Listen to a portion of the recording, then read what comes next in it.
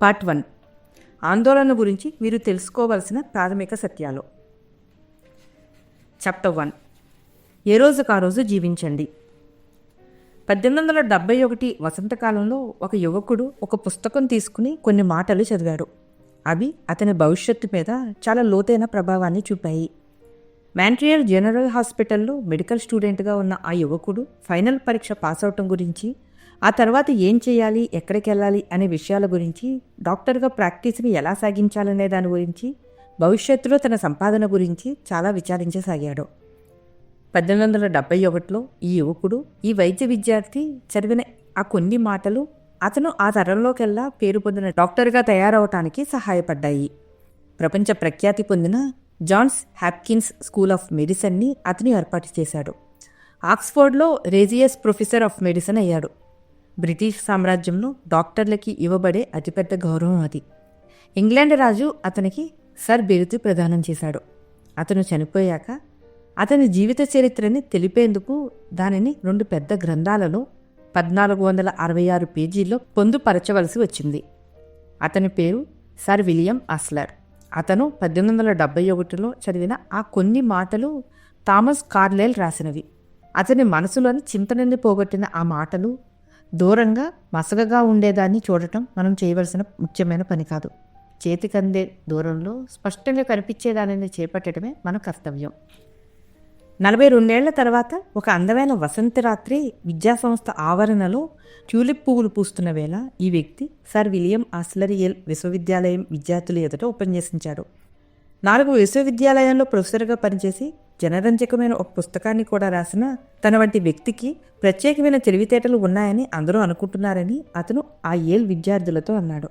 కానీ అది నిజం కాదని, తన ఆప్తమిత్రులకి తన తెలివితేటలు చాలా సామాన్యమైనవని తెలుసునని అతను అన్నాడు.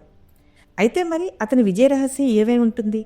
దానికి కారణం వర్తమానంలో ఏ రోజుకు ఆ రోజు పరిమితమే జీవించటమే అని అతను అన్నాడు.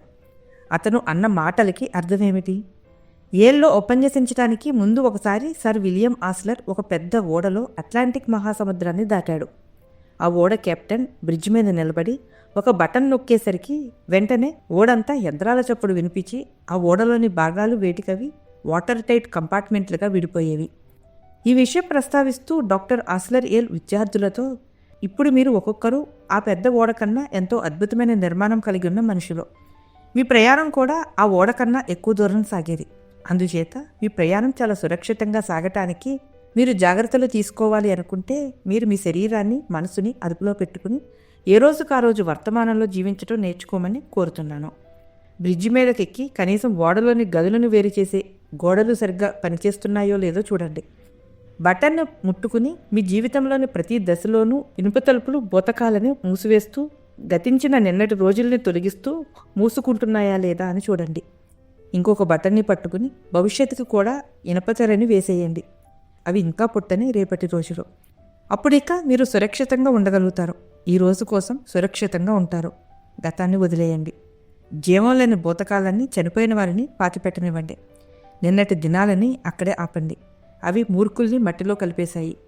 రేపు అనే బరువును నిన్నటి దానితో కలిపి ఈరోజు మొయ్యవలసి వస్తే ఎంతటి బరసాలి అయినా కూడా తడబడతాడు. గతానికి లాగే భవిష్యత్తుకి కూడా తలుపుల్ని గట్టిగా బిగించండి. భవిష్యత్తు అనేది ఈరోజే, రేపు అనేది లేదు. మనిషి తరించేది ఇవాళే. శక్తిని వృధా చేయటం, మనసు కలతపడటం, నరాల బలహీనత వల్ల కలిగే భయాలు భవిష్యత్తును గురించి హదుద్దాపడే వారిని వెంబడిస్తాయి. అందుకని గడిచినవి, రాబోయేవి అనే పెద్ద తలుపులని మూసివేయండి. ఈరోజు అనే దరికే పరిమితమైన జీవితానికి అలవాటు పడటానికి తయారుగా ఉండండి అని అన్నాడు. మనం రేపటి కోసం సంసిద్ధం కావాల్సిన అవసరం లేదని డాక్టర్ ఆర్సెల్ అన్నాడని మనం అర్థం చేసుకోవాలా? కాదు, కాదు. కానీ తన ఉపన్యాసంలో రేపటి కోసం సంసిద్ధం అయ్యేందుకు అన్నిటికన్నా ఉత్తమమైన మార్గం మీ తెలివితేటలన్నింటినీ, మీ పూర్తి ఉత్సాహాన్ని ఈరోజు చేయవలసిన పనిని అద్భుతంగా చేయటం మీద లగ్నం చేయటమే అన్నాడు. భవిష్యత్తు కోసం మిమ్మల్ని మీరు సిద్ధం చేసుకోవటానికి పనికిరాగల మార్గం ఇదొక్కటే. సర్ విలియం ఆస్లర్ మా అనుదినాహారము నేను మాకు దయచేయము అనే క్రీస్తు ప్రార్థనతో రోజును ప్రారంభించమని విద్యార్థులకు ప్రోత్సహించాడు. గుర్తుంచుకోండి, ఆ ప్రార్థన ఆ ఒక్కరోజు ఆహారం సమకూర్చమని మాత్రమే కోరుతుంది. నిన్న మనం తిన్న పాచిపోయిన రొట్టె గురించి అసంతృప్తిని వెల్లడించదు. ప్రభు, గోధుమ పంట పండే ప్రాంతాల్లో వానలు కురవలేదు. మళ్ళీ కరువు వాత పడతామేమో. మరలాంటప్పుడు రాబోయే ఆకుకూరల కాలంలో మాకు రొట్టెలు ఎలా దొరుకుతాయి? లేదా నా ఉద్యోగం పోతే దేవుడా నాకు తిండి ఎలా దొరుకుతుంది అని అనదు. లేదు, ఈ ప్రార్థన ఈ రోజుకు అవసరమయ్యే ఆహారాన్ని కోరమని నేర్పుతుంది. మీరు తినగలిగింది కూడా బహుశా ఈరోజు దొరికే ఆహారాన్ని. చాలా ఏళ్ల క్రితం ఒక నిరుపేద అయిన ఐద్దాంతి రాళ్లమయమైన ఒక దేశంలో సంచరించసాగాడు. ఆ దేశపు ప్రజలు పుట్టపోసుకోవటానికి ఎన్నో అవస్థలు పడటం చూశాడు. ఒకరోజు ఒక కొండ మీద అతని చుట్టూ జనం గుమిగూడారు. అప్పుడు ఆయన వాళ్ళకి ఇచ్చిన ఉపన్యాసం ఈ లోకంలో ఇంకెక్కడైనా ఎప్పుడైనా ఎవరైనా మాట్లాడిన మాటల కన్నా ఎక్కువసార్లు ఉట్టంకించబడింది. ఈ ఉపన్యాసంలో ఉన్నన్ని మొత్తం 19 పదాలు. అవి శతాబ్దాల కాలం పాటు ఇంకా మెరుగవుతూనే ఉన్నాయి. రేపటి గురించి చింతించకు, ఎందుకంటే రేపు తన గురించి తనే స్వయంగా ఆలోచించుకుంటుంది. ఈనాడు ఉన్న చెడు గురించి ఆలోచించడానికి ఈ ఒక్కరోజే సరిపోతుంది. రేపటి గురించి ఆలోచించకు అన్న యేసుక్రీస్తు మాటల్ని చాలామంది తిరస్కరించారు. ఈ వాక్యం పరిపూర్ణతని గురించి సలహా ఇస్తుందని, అనుభూతి వాదానికి ప్రబోధిస్తుందని దీన్ని తిరస్కరించారు. నేను రేపటి గురించి ఆలోచించాలి. నా కుటుంబ సంక్షేమం కోసం నేను బీమా తీసుకోవాలి. నాకు ముసలితనంలో అవసరమయ్యే డబ్బుని నేను వెనకేయాలి. నేను ముందుకు పోవటానికి ప్రణాళికలు వేసుకుని సిద్ధంగా ఉండాలి అంటారు వాళ్ళు. నిజమే, మీరు అలా చేయాల్సిందే. కానీ నిజానికి 300 ఏళ్ల క్రితం అనువదించబడ్డ ఈ యేసుక్రీస్తు మాటలు జేమ్స్ అనే రాజు రాజ్యం చేస్తున్న సమయంలో ఇచ్చే అర్థాన్ని ఈరోజు ఇవ్వదు. 300 ఏళ్ల క్రితం ఆలోచన అనే మాటకి ఆందోళన అనే అర్థమే తరచూ స్ఫురించేది. బైబిల్లోని ఈ మాటలు ఆధునిక కాలంలో వెలువడే బైబిళ్లలో రేపటి గురించి ఆందోళన వద్దు అని యేసుక్రీస్తు సరిగ్గా అన్న మాటలే ఉంటున్నాయి. రేపటి గురించి ఆలోచించండి. మీ శాయశక్తుల ప్రణాళికలు వేసుకోండి. జాగ్రత్తగా ఆలోచించి పథకాలు రూపొందించండి. కానీ ఆదుర్త పడకండి. 2వ ప్రపంచ యుద్ధంలో మా సేవా నాయకులు రేపటి కోసం పథకాలు వేశారు. కానీ వాటిని గురించి ఆందోళన పడటం వీలు కాలేదు. అడ్మిరల్ ఎర్నెస్ట్ జే కింగ్ యునైటెడ్ స్టేట్స్ నావికా దళాలకి ఆధిపత్యం వహించేటప్పుడు నేను మాకున్న వాటిలకల్లా శ్రేష్టమైన యుద్ధ పరికరాలను ఉత్కృష్టమైన సైనికులకి ఇచ్చాను. నాకు చేతనైనంతలో నా వివేకాన్నంతా ఉపయోగించి యుద్ధనీతిని తయారు చేశాను. ఇంతకన్నా నేను చేయగలిగింది ఏమీ లేదు అన్నాడు. ఒక ఓడ మునిగిపోతే దాన్ని మళ్ళీ పైకి తీసుకురావడం నా వల్ల కాదు. అది మునిగిపోతూ ఉన్నప్పుడు కూడా నేను దాన్ని ఆపలేను. నిన్నటి సమస్య గురించి ఆలోచిస్తూ చిరాకు పడటం కన్నా రేపటి సమస్యని పరిష్కరించడం ఎలాగా అని ఆలోచించడం వల్ల నేను సమయాన్ని సద్వినియోగం చేసుకోగలుగుతాను. అంతేకాకుండా అలాంటి ఆలోచనలు నన్ను చుట్టుముడితే నేను ఎక్కువ కాలం సరిగ్గా పనిచేయలేను అన్నాడు అడ్మిరల్ కింగ్. యుద్ధ సమయంలోనైనా శాంతి నెలకొన్నప్పుడైనా సరైన ఆలోచనకి తప్పుడు ఆలోచనకి ఉన్న తేడా ఇది. సరైన ఆలోచన కార్యకారణాలకి సంబంధించింది. అది తార్కికమైన నిర్మాణాత్మకమైన ప్రణాళికలకి దారితీస్తుంది. తప్పుడు ఆలోచనలు తరచూ ఒత్తిడిని కలుగజేసి నరాలను దెబ్బతీస్తాయి. ది న్యూయార్క్ టైమ్స్ ప్రపంచంలోని ప్రసిద్ధికెక్కిన వార్తాపత్రికల్లో ఒకటి. ఆర్డర్ హౌస్ సుల్జ్బర్గర్ ఆ వార్తాపత్రిక ప్రచురణకర్త. అతన్ని ఇంటర్వ్యూ చేసే మహద్భాగ్యం నాకు ఒకసారి దక్కింది. 2వ ప్రపంచ యుద్ధం ప్రారంభమై యూరప్ దేశం అంతా కార్చిచ్చులా వ్యాపించినప్పుడు నేను దిగ్భ్రాంతి చెందానని, భవిష్యత్తు గురించి విపరీతంగా ఆందోళన పడ్డానని, దానివల్ల తనకి చాలా కాలం పాటు నిద్ర కూడా పట్టేది కాదని మిస్టర్ సుల్జ్బర్గర్ నాతో అన్నాడు. తరచూ అర్ధరాత్రి ఉన్నట్టుండి పక్క మీద నుంచి లేచేవాడట. అప్పుడు కొన్ని క్యాన్వాసులు, పెయింట్ ట్యూబ్లు తీసుకుని అద్దంలోకి చూసుకుంటూ తన చిత్రాన్ని తానే వాటి మీద గీయటానికి ప్రయత్నించేవాడట. అతనికి చిత్రలేఖనం గురించి ఏమీ తెలీదు. అయినా ఎలాగో ఒకలాగా పెయింటింగ్ చేసేవాడట. ఆ విధంగా తన మనస్సుని తులుస్తున్న చింతని దూరం నెట్టేవాడట. చర్చిలో పాడే ఈ ధ్యాన శ్లోకంలోని 5 మాటల్ని ఆదర్శశుద్ధిగా గ్రహించే వరకు తన ఆందోళనలను పారదోలి మనశ్శాంతిని పొందలేకపోయానని అతను నాతో అన్నాడు. ఆ శ్లోకం ఒకే ఒక ముందడుగు చాలు నాకు. దారి చూపుము కరుణాగల ప్రకాశమా, నా కాళ్ళకి స్థిరత్వం ఇవ్వు. నేను నిన్ను అడగటం లేదు నాకు దూరదృశ్యాలని చూపమని, నాకు ఒకే ఒక ముందడుగు చాలు. దాదాపు అదే సమయంలో యూరోప్లోని ఏదో ప్రాంతంలో యూనిఫామ్లో ఉన్న ఒక యువకుడు కూడా ఇదే పాఠాన్ని నేర్చుకుంటున్నాడు. అతని పేరు టెడ్ బెంజమినో. అతను మేరీల్యాండ్లోని బాల్టిమోర్ అనే ఒక చోట ఉండేవాడు. అతను విపరీతమైన ఆందోళనను పెంచుకుంటూ పోయి యుద్ధం వల్ల కలిగే అలసటకి అతి మంచి ఉదాహరణగా తయారయ్యాడు. టెడ్ బెంజమినో ఒక చోట ఇలా రాశాడు: 1945 ఏప్రిల్ నెలలో నేను విపరీతమైన ఆందోళనకి గురై డాక్టర్లు చెప్పే స్పాస్మోడిక్ ట్రాన్స్ఫర్స్ కోలోన్ అనే పెద్ద పేగుకి సంబంధించిన వ్యాధిని తెచ్చుకున్నాను. ఆ వ్యాధి మనిషికి భరించరాని నొప్పిని కలిగిస్తుంది. ఆ సమయంలో యుద్ధం గనక ముగిసిపోయి ఉండకపోతే నా ఆరోగ్యం పూర్తిగా నాశనమై ఉండేది. నేను పూర్తిగా అలసిపోయాను. 94వ కాల్బారాల శాఖకి గ్రేవ్స్ రిజిస్ట్రేషన్కి చెందిన నాన్ కమిషన్డ్ ఆఫీసర్గా ఉండేవాడిని నేను. యుద్ధం చేస్తూ చనిపోయిన వారి పేర్లు, కనపడకుండా పోయిన వారి పేర్లు, హాస్పిటల్లో చేర్చబడ్డ వాళ్ళ పేర్లు సేకరించి వాటిని రికార్డుల్లోకి ఎక్కించడమే నా పని. యుద్ధం తారాస్థాయిలో ఉండగా హతులై హడావిడిగా పూడ్చిపెట్టబడిన మిత్రరాజ్య సైనికుల సవారిని, శత్రురాజ్య సైనికుల సవారిని వెలికి తీసే పనిలో కూడా నేను సహాయం చేసేవాడిని. వాళ్ళకి చెందిన వస్తువులన్నింటినీ పోగు చేసి వాటిని ఎంతో జాగ్రత్తగా విలువైన జ్ఞాపకులుగా దాచుకునే వాళ్ళ తల్లిదండ్రులకో బంధుమిత్రులకో వాటిని పంపటం కూడా నా బాధ్యతే. ఎక్కడైనా సరిదిద్దుకోలేని తప్పు కానీ తీవ్రమైన పొరపాటు కానీ జరుగుతుందేమోనని నాకు ఎప్పుడూ భయాందోళనలు కలుగుతూ ఉండేది. నేను వీటి నుంచి బయటపడగలనా లేదా అని ఎప్పుడూ చింతిస్తూ ఉండేవాడిని. నా ఒక్కగానొక్క బిడ్డని మళ్ళీ నా చేతుల్లోకి తీసుకోవటానికి బతికి ఉంటానా లేదా అని అనుకునేవాడిని. నా కొడుకుని నేను చూడనేనా లేదు. వాడికిప్పుడు 1 సంవత్సరం 4 నెలలు. నేను అంతగా దిగులు పడి అలసిపోయానంటే నా బరువు 34 పౌండ్లు తగ్గిపోయింది. నేను దిగులుతో పిచ్చివాడిలా అయిపోయాను. నా చేతులకేసి చూసుకుంటే అక్కడ ఎముకలు, చర్మము తప్ప మరేమీ కనిపించటం లేదు. నేను శారీరకంగా ఇంకా కుంగిపోయిన స్థితిలో ఇంటికెళ్ళాలి అంటే భయపడ్డాను. నేను ఆపుకోలేని దుఃఖంతో చిన్నపిల్లాడిలా ఏడ్చాను. నేను అంతగా చెలించిపోయానంటే ఒంటరిగా ఉండే నా కళ్ళల్లోకి కన్నీళ్లు ఉబికేవి. బల్జ్ యుద్ధం ప్రారంభమయ్యాక ఒక దశలో నేను ఎంత తరచుగా ఏడ్చేవానంటే ఇక మళ్ళీ మామూలు మనిషిని అవనేమో అని భయం వేసేది. నేను ఒక ఆర్మీ హాస్పిటల్లో అడ్మిట్ అయ్యాను. అక్కడి ఆర్మీ డాక్టర్ ఒక ఆయన నాకు ఇచ్చిన సలహా వల్ల నా జీవితం పూర్తిగా మార్పు చెందింది. నన్ను పూర్తిగా పరీక్ష చేశాక నాలో శారీరకంగా ఏ వ్యాధి లేదని, నా సమస్య మానసికమైందని ఆయన చెప్పాడు. ఆ తర్వాత ఆయన ఇలా అన్నాడు, టెడ్, నువ్వు నీ జీవితాన్ని ఒక ఇసుక గడియారం అనుకో. దానిపై భాగంలో కొన్ని వేల ఇసుక రేణువులు ఉన్నాయని నీకు తెలుసు. గ్లాసు మధ్యలో ఉన్న ఇరుకైన ద్వారం గుండా అవన్నీ నెమ్మదిగా క్రమంగా కింది భాగానికి చేరుకుంటాయి. ఒక్కసారికి ఒకే ఇసుక రేణువు మట్టుకే కింది భాగంలో పడగలదు. నువ్వు నేను ఏం చేసినా అది పాడైపోతుంది. నువ్వు నేను మిగతా వాళ్ళందరూ కూడా ఈ ఇసుక గడియారం వంటి వారమే. ప్రొద్దున్న లేవగానే మనం అందరం ఎన్నో పనులు పూర్తి చేయాలని అనుకుంటాం. కానీ ఒక్కొక్క పనిగా చేసుకుంటూ పోకపోతే ఈ ఇసుక గడియారంలోని ఇసుక రేణువుల్లాగే ఒక్కొక్క దాన్నే చేసి ముగించకపోతే మనం శారీరకంగానూ మానసికంగానూ దెబ్బతినక తప్పదు. ఆ రోజు ఆ డాక్టర్ నాకు ఇచ్చిన సలహా మర్చిపోలేనిది. దాన్ని నేను నా జీవితంలో పాటిస్తూనే ఉన్నాను. ఒకసారికి ఒకే ఒక ఇసుక రేణువు, ఒకసారికి ఒకే ఒక పని. ఆ సలహా యుద్ధ సమయంలో నా శరీరాన్ని, మనసుని కాపాడింది. అంతేకాదు, ప్రస్తుతం నేను art crafters printing at offset కంపెనీలో పౌర సంబంధాలు, వ్యాపార ప్రచార ప్రకటనలకు నిర్దేశకుడిగా చేస్తున్న నా పనికి కూడా ఆ సలహా ఎంతో సాయం చేస్తుంది. యుద్ధం జరుగుతున్నప్పుడు తలెత్తిన సమస్యలే నాకు ఇప్పుడు ఈ వ్యాపారంలో కూడా తలెత్తటం కనిపిస్తుంది. ఎన్నో పనుల్ని ఒకే సమయంలో చేయవలసి వస్తుంది. వాటిని చేయటానికి ఉన్న సమయం కూడా చాలా తక్కువే. ఒకప్పుడు మా దగ్గర నిల్వ సరుకు చాలా తక్కువగా ఉండేది. కొత్త నమూనాలు ఉండేవి. సరుకుల్ని అమర్చే కొత్త పద్ధతులు ఉండేవి. మారిన చిరునామాలు ఉండేవి.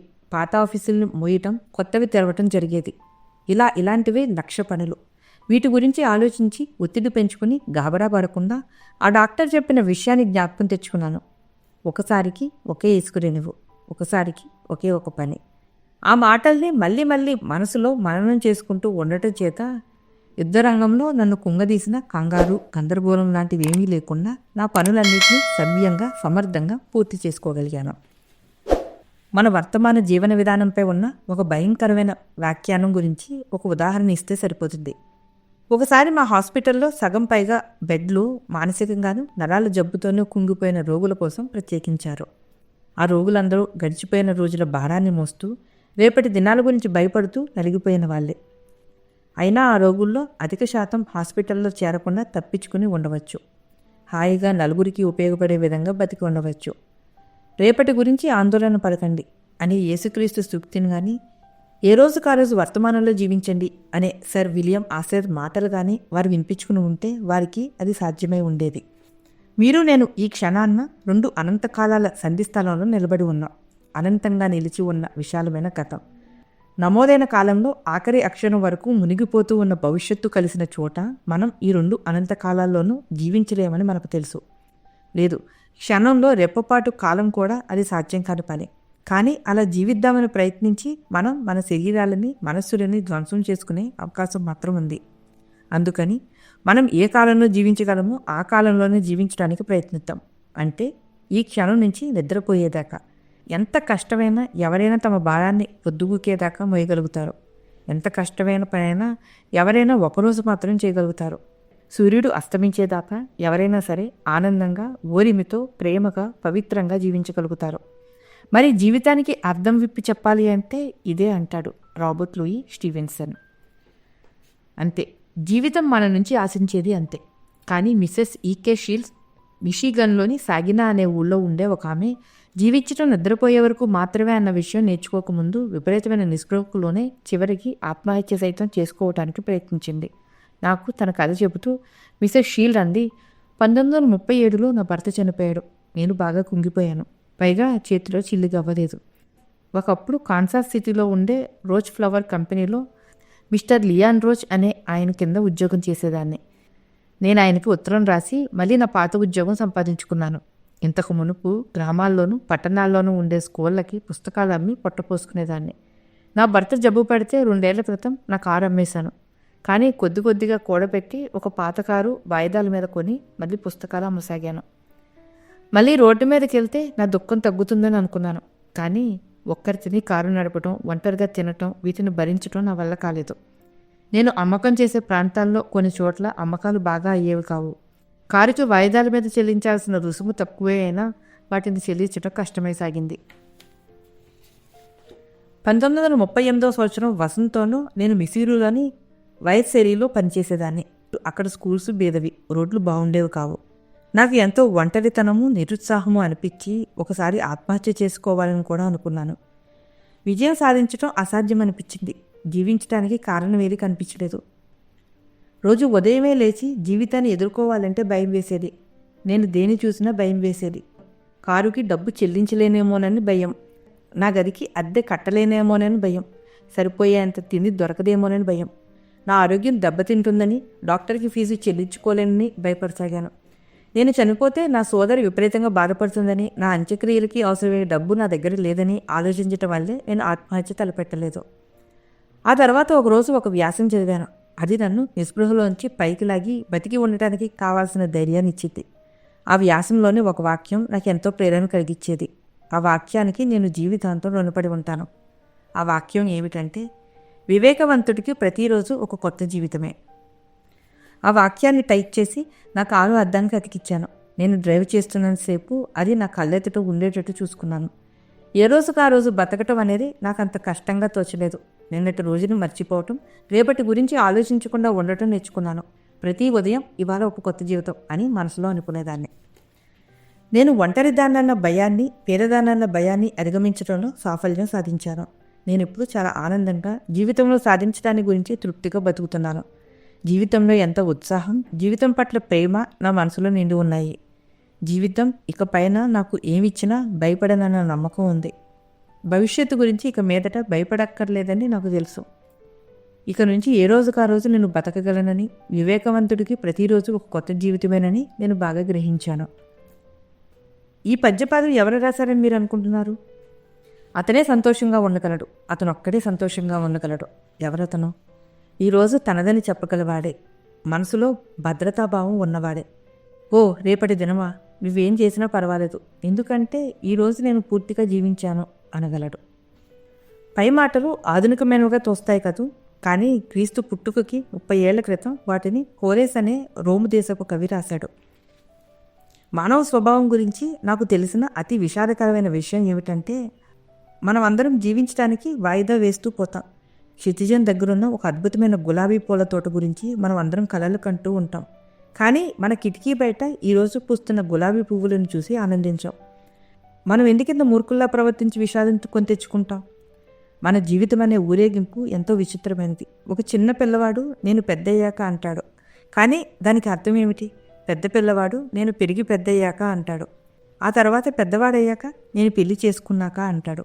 కానీ పెళ్లి చేసుకోవటం అంటే దానివల్ల ఏం జరుగుతుంది? అప్పుడు ఆలోచన మారి నేను ఉద్యోగం చాలించుకున్నాక అంటాడు. తీరా పదవి విరమణ వచ్చాక అతను వెనక్కి తిరిగి తను ఎంతదాకా ప్రయాణం చేసి వచ్చిన దారి కేసి చూసుకుంటాడు. ఆ దారంతా చలిగాలులు వీస్తున్నట్లు అనిపిస్తుంది. ఏమైందో కానీ ఆ జీవితాన్నంతా తను అనుభవించనే లేదని అనిపిస్తుంది. ఇప్పుడది దొరకని వస్తువు.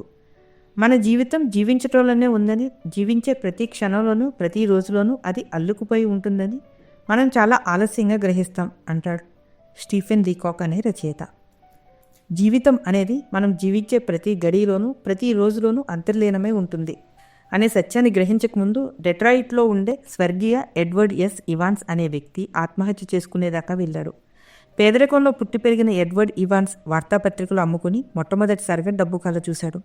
ఆ తర్వాత కిరాణా కొట్లో గుమస్తా పనిచేశాడు. ఆ తర్వాత అతను గ్రంథాలయ అధికారికి సహాయకుడిగా ఉద్యోగం సంపాదించుకుని తన కింద పనిచేసే 7గురికి జీతాలు ఇచ్చాడు. జీతం చాలా తక్కువైనప్పటికీ ఆ ఉద్యోగాన్ని వదులుకోవటానికి భయపడ్డాడు. తనంతట తానే వ్యాపారం మొదలుపెట్టే సాహసం చేయడానికి అతనికి 8 ఏళ్లు పట్టింది. ఆ వ్యాపారం కోసం అతను $52 అప్పు చేసి మదుపు పెట్టాడు. కానీ ఒకసారి మొదలుపెట్టాక ఆ వ్యాపారంలో అతనికి సంవత్సరానికి $20,000 లాభం వచ్చింది. అంతలోనే అనుకోని ఉపద్రవం ఒకటి వచ్చిపడి అతనికి పెద్ద ప్రాణ సంకటం తెచ్చిపెట్టింది. తన స్నేహితుడు ఒకడికి అతను పెద్ద మొత్తానికి హామీ పత్రం రాసిచ్చాడు. ఆ స్నేహితుడు కాస్త దివాలా తీశాడు. ఆ ఆపద వెనువెంటనే ఇంకోటి వచ్చిపడింది. తన డబ్బంతా దాచుకున్న బ్యాంకు కూడా దివాలా తీసింది.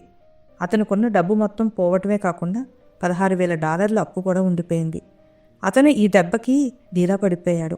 అతను నాతో తన గోడి చెప్పుకున్నాడు. నాకు తిండి నిద్ర కరువయ్యాయి.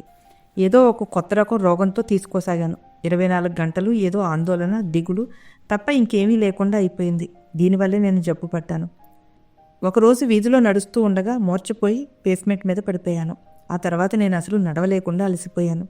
మంచం పట్టాను. ఒళ్ళంతా పుండ్లు లేచాయి. ఈ పుండ్లు శరీరాన్ని చిందరం చేయసాగాయి.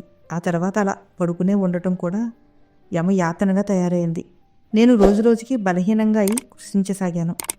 చివరికి డాక్టర్ నా జీవితం ఇంకా 2 వారాల్లో ముగియబోతుందని చెప్పాడు. నేను మ్రానుకుడిపోయాను. వీరునామా రాసేసి పడుకుని మృత్యువు కోసం ఎదురు చూడసాగాను. ఇక పోరాడటం వల్ల, ఆందోళన పడటం వల్ల ప్రయోజనం లేదని నాకు తెలిసింది. అందుచేత లొంగిపోయి విశ్రాంతిగా నిద్రలోకి జారుకున్నాను. కొన్ని వారాలుగా కనీసం 2 గంటల పాటైనా మెలకు రాకుండా నిద్రపోవటం అన్నది ఎరుగను. కానీ ఇప్పుడు ఈ లోకంలో నాకున్న సమస్యలన్నీ ముగిసిపోతున్నాయి కాబట్టి పసిపిల్లాడిలా హాయిగా నిద్రపోయాను. నాకు నిస్సత్తో కలిగించే అలసట మాయమేసాగింది. నాకు మళ్ళీ ఆకలి వేయసాగింది. నేను బరువు పెరిగాను. కొన్ని వారాల తర్వాత నేను ఊతకర్రల సాయంతో నడవసాగాను. 6 వారాల తర్వాత నేను మళ్ళీ పనిలోకి వెళ్ళటం మొదలుపెట్టాను. నేను ఒకప్పుడు సంవత్సరానికి $20,000 సంపాదించేవాడిని. కానీ ఇప్పుడు వారానికి $30తో సంతృప్తి పడసాగాను. కార్లను వేరే చోటికి రవాణా చేసేటప్పుడు వాటి చక్రాల వెనుక పెద్ద కర్ర దిమ్మలు అడ్డం పెడతారు.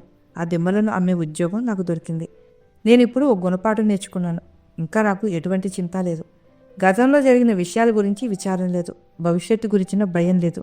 నా మొత్తం శక్తిని, సమయాన్ని, ఉత్సాహాన్ని ఆ దిమ్మల్ని అమ్మటం మీద కేంద్రీకరించాను. ఆ తర్వాత ఎడ్వర్డ్ ఎస్ ఇవాన్స్ చాలా వేగంగా పైకి వెళ్ళాడు. కొన్నేళ్లలోనే అతను ఒక వ్యాపార సంస్థకి అధ్యక్షుడయ్యాడు. దాని పేరు Evans products company. New York stock ఎక్స్చేంజ్లో ఆ ఏడు దాని పేరు కూడా చేర్చబడింది. మీరు ఎప్పుడైనా గ్రీన్లాండ్ మీదుగా విమానంలో వెళ్తే ఇవాన్స్ ఫీల్డ్లో దిగే అవకాశం ఉంది. ఆ విమానాశ్రయానికి ఆయన పేరు గౌరవసూచకంగా పెట్టారు. ఏది ఏమైనా ఎడ్వర్డ్ ఎస్ ఇవాన్స్ ఏ రోజు కారోజు వర్తమానంలో జీవించడం నేర్చుకుని ఉండనట్లయితే ఇన్ని విజయాలను సాధించి ఉండేవాడు కాదు. వైట్ క్వీన్ అన్న మాటల్ని ఒకసారి గుర్తు తెచ్చుకోండి. ఒక నియమం ఏమిటంటే రేపు జామ్, నిన్న జామ్, కానీ ఇవాళ మాత్రం కాదు. మనలో చాలామంది అచ్చంగా అలాగనే చేస్తూ ఉంటాం. నిన్నటి జామ్ను తలుచుకుని తలమునకలు వేస్తూ రేపటి జామ్ గురించి చింతిస్తుంటాం. ఇవాళ ఉన్న జామ్ను ఇప్పుడు మనం రొట్టె మీద దట్టంగా రాయకుండా ఉంటాం. సుప్రసిద్ధ ఫ్రెంచి తత్వవేత్త మోంటైన్ కూడా ఆ పొరపాటు చేశాడు. నా జీవితం నిండా ఎన్నడూ జరగని ఘోర విపత్తులు ఉన్నాయి అన్నాడు ఆయన. నా జీవితంలోనూ మీ జీవితంలోనూ అవే ఉన్నాయి. సుప్రసిద్ధ ఇటలీ తత్వవేత్త కవి దాంతే అంటాడు, ఈరోజు మళ్ళీ ఎన్నడూ ఉదయించబోదని అనుకోండి. జీవితం నమ్మలేనంత వేగంగా చేజారిపోతుంది. అంతరిక్షంలో సెకండ్కి 19 మైళ్ళ వేగంతో మన ప్రయాణం సాగిస్తున్నాం. మన దగ్గర ఉన్న అతి విలువైన ఆస్తి ఈరోజే. అదొక్కటే మనం ఖచ్చితంగా మనది అని చెప్పుకోగల ఆస్తి. లోవెల్ థామస్ చెప్పే వేదాంతం అదే. ఈ మధ్యన నేను అతని తోటలోని బంగ్లాలో శని ఆదివారాలు గడిపాను. ప్రసారాన్ని చేసే తన స్టూడియోలో అతన్ని తరచూ తనకి కనబడేటట్టుగా ప్రార్థన 118ని ఫ్రేమ్ కట్టించి తగిలించుకున్నాడు. దేవుడు చేసిన దినం ఈ దినమే. మనం ఈరోజు ఆనందంగా తృప్తిగా జీవిద్దాం. జాన్ రస్కిన్ అనే రచయిత బల్ల మీద చిన్న రాతి ముక్క ఉండేది. దాని మీద ఒక మాట ఉండేది, ఈ రోజు అనేది ఉండేది. నా బల్ల మీద అలాంటి రాతి మొక్క ఏదీ లేకపోయినప్పటికీ రోజు నేను గడ్డం గీసుకునేటప్పుడు కనిపించేటట్టుగా నా అద్దం మీద ఒక కవితని అతికించి ఉంచుకున్నాను. ఆ కవితని విలియం ఆస్లర్ ఎప్పుడూ తన బల్ల మీద పెట్టుకునేవాడు. కాళిదాసు అనే భారతీయ నాటకకర్త రాసిన కవిత అది. తొలి సంధ్యకి ప్రణామం. ఈ రోజు కేసి చూడు, ఎందుకంటే అది జీవితం, అదే జీవనసారం. దానికున్న చిన్న వ్యవధిలో నీ ఉనికి యథార్థత దాగి ఉంది. అభ్యుదయం ఇచ్చే ఆనందం, నీ చేతులు తెచ్చే కీర్తి, అద్భుతాలని వెదజల్లే అందాలు అన్నీ. నిన్నటి రోజు ఒక కల మాత్రమే. రేపు అనేది కేవలం ఒక కల్పన. కానీ ఈరోజు చక్కగా జీవిస్తే ప్రతి నిన్నటి రోజు ఎప్పుడూ ఒక సంతోషకరమైన కలే అవుతుంది. ఇక రేపు అనేది ఆశల స్వప్నానికి నిలయం అవుతుంది. అందుకే ఈ రోజు కేసి బాగా చూడు, అదే నువ్వు ఈ తొలి సంధ్యకి చేసే ప్రణామం. అందుచేత ఆందోళన గురించి మీరు మొట్టమొదట తెలుసుకోవాల్సిన విషయం, దాన్ని మీ జీవితం నుంచి దూరంగా ఉంచాలి అనుకుంటే సర్ విలియం ఆస్లర్ చేసిన పని చేయండి. 1. గతానికి భవిష్యత్తుకి దారితీసే ఇనుప తలుపులను మూసివేయండి. వర్తమానంలోనే బతకండి. మిమ్మల్ని మీరు ఈ క్రింది ప్రశ్నలు వేసుకుని వాటికి సమాధానాలు ఎందుకు రాసుకోకూడదు? 1. భవిష్యత్తు గురించి ఆందోళన చెందుతూనో, ఎక్కడో క్షితిజం దగ్గర ఉన్న అద్భుతమైన గులాబీ పూల తోటని సొంతం చేసుకోవాలని ఉవ్విటిల్లుతూనో నేను వర్తమానంలో బతకడం మానేస్తున్నానా? 2. ఎప్పుడో గతంలో జరిగిన సంఘటనల గురించి అవి వెనక్కి తీసుకోలేనని తెలిసి కూడా పశ్చాత్తాపపడుతూ నేను నా వర్తమానాన్ని పాడు చేసుకుంటున్నానా? 3. ప్రొద్దుట లేవగానే ఈ రోజుని పూర్తిగా అనుభవించాలి అని నిర్ణయించుకుని ఆ 24 గంటలని వీలైనంత ఎక్కువ ఉపయోగకరంగా గడుపుతున్నానా? 4. ఏ రోజుకు ఆ రోజు బతకటం వల్ల నా జీవితం నుంచి ఎక్కువ లాభం కలుగుతుందా? 5. ఈ పనిని నేను ఎప్పుడు మొదలు పెట్టాలనుకుంటున్నాను? వచ్చే వారమా, రేపా, ఇవాళ?